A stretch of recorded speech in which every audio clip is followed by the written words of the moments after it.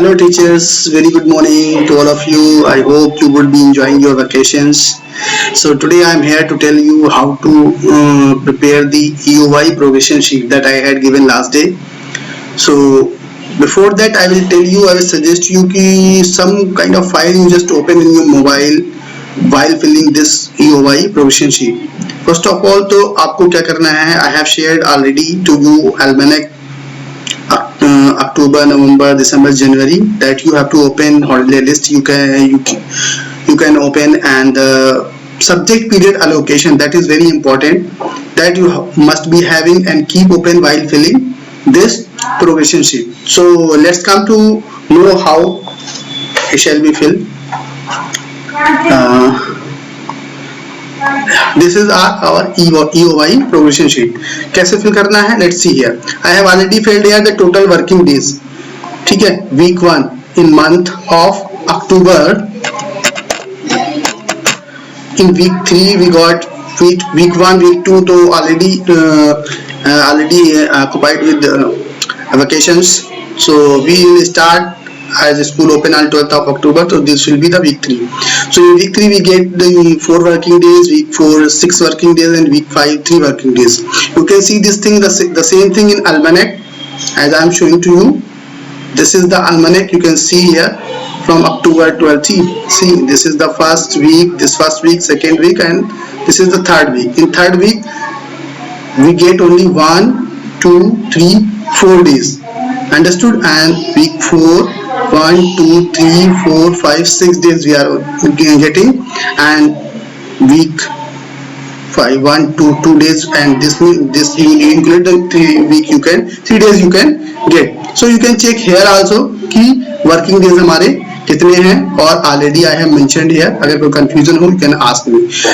Working days हमारे आगे. अब हमको निकालना है total working periods. In these working days how many total working periods we are getting. चलो वीक मान लिया हमारे पास कितने हो गए, 1 वीक है. 1 week equal to how many periods, ये हमको सब्जेक्ट एलोकेशन में देखना पड़ेगा. जैसे कि हमारा सब्जेक्ट एलोकेशन क्या है, हम यहाँ पर देख सकते हैं.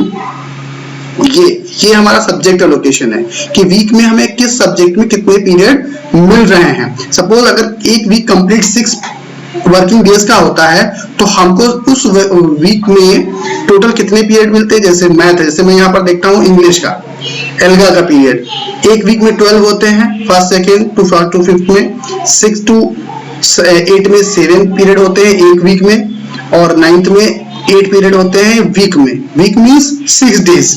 वर्किंग डेज जो हमारा 6 डेज का होता है वो एक वीक होता है. उस वीक में हमको हर सब्जेक्ट में वीकली डिफरेंट पीरियड मिलते हैं. तो अब हमको कैलकुलेट कैसे करना है.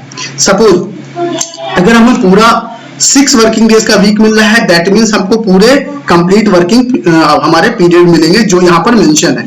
लेकिन अगर क्या होता है कि अगर वीकली डेज कम हैं, जैसे कि आप यहाँ पर देख सकते हो, यहाँ वीक 3 में 4 वर्किंग डेज है. ठीक है, तो 4 वर्किंग डेज हैं, दैट मीन्स आप कैसे कैलकुलेट करेंगे कितने पीरियड मिलेंगे. तो अगर आपके वीक में 6 पीरियड है, एक वीक में 6 पीरियड है और 4 वर्किंग डेज है, दैट मीन्स आपको 4 वर्किंग पीरियड मिलेंगे. सिंपल. ठीक है, यहाँ पर 6 वर्किंग डेज हैं तो आपको 6 पीरियड मिलेंगे. यहाँ पे 3 वर्किंग डेज हैं तो आपको 3 वर्किंग डेज मिलेंगे. अगर आपके एक वीक में 6 वर्किंग डेज में 6 पीरियड आपको मिल रहे हैं. अगर आपके 5 हैं तब भी आप एक अप्रोक्सीमेट कैलकुलेट कर लोगे कि 4 वर्किंग डेज में आपको एटलीस्ट 3 वर्किंग पीरियड मिलेंगे. यहाँ पर 3 वर्किंग डेज हैं तो अगर आपके वीकली पीरियड 5 है तो एटलीस्ट आपको 2 या 3 तो मिलेंगे ही मिलेंगे. ये अप्रोक्सीमेट एक कैलकुलेशन आपको लगाना पड़ेगा. अगर आपको फिर भी एक्यूरेट फिल करना है तो आप अल्मैनक में जाके ये देख सकते हैं कि किस डेज पर हमारा कौन सा पीरियड है, किस डेज पर हमारा पीरियड नहीं है. तो उस हिसाब से हम कैलकुलेट कर लेंगे तो हमें एक्यूरेट वर्किंग पीरियड मिल जाएंगे. लेकिन अगर हमारे वीकली पीरियड 6 से कम है, जैसे हमारे पास 5 है, हमारे पास 4 है, तो हम वो अप्रोक्सीमेट कैलकुलेशन लेके आते हैं रेशियो में. जैसे यहाँ पर 3 वर्किंग डेज हमारे पास है. अगर किसी सब्जेक्ट हमको 5 पीरियड वीकली मिलते हैं तो हमको 3 वर्किंग डेज में एटलीस्ट तो 2 तो मिलेंगे ही मिलेंगे, 3 भी हो सकते हैं. तो हम यहाँ पर एक पॉइंट कम लेके चलेंगे। तो यहाँ पर हम 2 वर्किंग डेज 2 पीरियड के हिसाब से भी कैलकुलेट कर सकते हैं, है ना। ऐसा भी हो सकता है कि हमको 3 मिले लेकिन हम एक कम पर लेके चलेंगे। यहाँ पर 4 है, 4 वर्किंग डेज हैं और वीकली हमको 5 पीरियड मिल रहे हैं, ठीक है। तो यहाँ पर एटलीस्ट 3 तो हमको मिलेंगे ही मिलेंगे, तो हम यहाँ 3 वर्किंग डेज फिल करेंगे, ठीक है। तो मैं अभी एक सब्जेक्ट का कोई एग्जांपल लेता हूँ, जैसे कि यहाँ पर एल्गा में मुझे हमको वीकली 12 पीरियड्स मिलते हैं, 3 पीरियड्स एक दिन में मिलते हैं, ठीक है। तो अगर 4 वर्किंग डेज हैं और एक क्लास में क्या होता है 12 पीरियड मिलते हैं, 3 पीरियड हमको पर डे मिलते हैं, 4 दिन मिलते हैं, 2 दिन नहीं मिलते हैं। तो उसका कैलकुलेशन हम ऐसे लगाएंगे कि एक हम कम एटलीस्ट हमको 3 डेज तो पीरियड मिलेंगे, 4 वर्किंग डेज पे एटलीस्ट हमको 3 डेज तो पढ़ाने को मिलेगा। तो उस हिसाब से हमारे 9 पीरियड होगा एल्गा के, ठीक है। तो ऐसे हम एक एग्जांपल लेके और फिर इसको फिल करते हैं। जैसे कि मैंने एग्जांपल ले लिया कोई सब्जेक्ट का, मैंने यहाँ पे एग्जांपल ले लिया मैथ का तो सिंपली कैलकुलेट हो जाएगा। मैं यहाँ पर ले लेता हूँ हिंदी का मैं कैलकुलेशन कर सकता हूँ। जैसे हिंदी के यहाँ पर 5 वीकली पीरियड है, ठीक है। तो मुझे किसी क्लास का भरना है, सपोज मुझे क्लास 5 का भरना है, ठीक है। तो पहले वीक में 4 पीरियड है और 5 पीरियड वीकली मुझे मिलते हैं, तो 4 डेज में एटलीस्ट 3 तो मिलेंगे, तो 3 वर्किंग पीरियड में यहाँ पर लिख सकता हूँ, ठीक है। उसके बाद यहाँ पर 6 है तो ऑब्वियसली 5 मिलेंगे, यहाँ पर 3 है तो हम एटलीस्ट 2 तो मिलेंगे, 3 भी मिल सकते हैं, लेकिन हम एक कम पर फिल करेंगे, ठीक है। उसके बाद आप आगे का कैसे फिल करना है, उसके बाद जैसे सपोज हमको यूनिट 5 से स्टार्ट करना है, तो 3 पीरियड है तो 3 सेशन हम पढ़ा पाएंगे। यहाँ पर हम लिखेंगे यूनिट 5 सेशन हमने कितने पढ़ाए, यहाँ पर हमने 3 पीरियड में 3 सेशन पढ़ाए। कहां से स्टार्ट किया था हमने, सेशन या डे आप लिख सकते हो, यहाँ पर डे 1 2 डे 3 तक हमने पढ़ाया, ठीक है। हमारे यहाँ पर 3 डे हो गए। अगले वीक में क्या हुआ, हमको कितने मिलने हैं, 6 वर्किंग डेज मिलने हैं, 5 वीकली पीरियड मिलने हैं।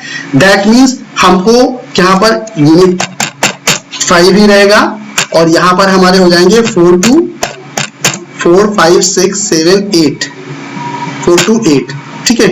इस तरीके से हम इसको पूरा फिल कर लेंगे और हम देखेंगे कि हमारा syllabus unit 8 I think unit 7 कहां पर फिनिश हो रहा है, ठीक है। जब हम इसको कंप्लीटली प्रिपेयर कर लेंगे तो हमको एक आइडिया लग जाएगा कि हमारे कितने पीरियड सिलेबस कंप्लीशन में लेफ्ट हो रहे हैं, मतलब कितने पीरियड बच रहे हैं जो हमारे 31 दिसंबर तक कंप्लीट नहीं हो पा रहे हैं। उन पीरियड्स की टीचिंग या प्लान्स को हम यहाँ डिजिटल मोड ऑफ टीचिंग दिया हुआ है वीक 1 वीक 2 में, जनवरी में जो हमारा वैकेशन रहेगा इसमें हम उसकी प्लानिंग करेंगे जो हम डिजिटल मोड से पढ़ाएंगे। अब यहाँ पर आप प्लानिंग कैसे करेंगे मैं आपको बताता हूँ कि यहाँ पर मैंने लिख दिए हैं 10 पीरियड्स मैंने लिख दिए हैं। एटलीस्ट आपको 8 पीरियड्स तो मिलेंगे। अगर सारे लोग भी पढ़ाएंगे या ज्यादा से ज्यादा सब्जेक्ट आएंगे तो 1 से 2 3 क्लास से ज्यादा हम नहीं पढ़ा सकते एक दिन में। तो यहाँ पर एक मेरा सजेशन है कि आप जो भी प्लान आपका छूटा हो, यहाँ पर 8 पीरियड एटलीस्ट आपको मिलेंगे ऑनलाइन पढ़ाने के लिए। डिजिटल मोड आप जैसे भी चाहे वीडियो बना के पढ़ाएं, आप ऑनलाइन क्लास लेके पढ़ाएं, लाइव क्लास कैसे भी करके आपको इन फर्स्ट वीक में 15 जनवरी तक आपको आपका बचा हुआ सिलेबस यहाँ पर कंप्लीट करना होगा। एटलीस्ट आपको 8 पीरियड मिलेंगे। 10 I have written but I am keeping here 4 8 क्योंकि हमारा टूर भी यहाँ पर जाना है, ठीक है। तो इसलिए मैं आपको 8 पीरियड दे रहा हूँ। जो भी आपका लेफ्ट हो तो वहां पर आप ऑनलाइन टीचिंग या वीडियो में बना के, मतलब आपको digital mode of teaching use करना है और उसके बेस पर आपको टीचिंग करनी है और इतने पीरियड आप एटलीस्ट आपको मिल सकते हैं। इन पीरियड में आपको बचा हुआ सिलेबस कंप्लीट करना है। तो हमारा when we school will reopen after the winter vacation, तो our syllabus will be already completed। और यहाँ पर हमारे बहुत सारे प्रोग्राम्स हैं, बहुत सारे हमारे आई कैन है, हमारा एनुअल फंक्शन है, स्कूल डे भी हो सकता है, तो उसकी प्लानिंग हमारी यहाँ पर चलती रहेगी। तो I think everyone will be understood. आपको समझ में आ गया होगा कैसे आपको ये फिल करना है। यहाँ पर हमको फिर मैं एक बार बता रहा हूँ आपको क्या क्या रखना है अपने पास। अपना वीकली पीरियड लोकेशन खोल के रखना है, अपना अलमनेक खोल के भी रखना है। अगर आपको देखना पड़े आप इससे भी कैलकुलेशन कर सकते हो। और फिर भी अगर आपको कोई कंफ्यूजन रहता है So you can call me directly, I will be explaining you. Okay, so I hope teacher you would be understood how to prepare the syllabus production sheet for EOI. If any confusion you can call me, and this sheet must be filled at your home, and on 6 I will be submitting it. Okay, for any confusion you can call me. Thank you, have a great day ahead.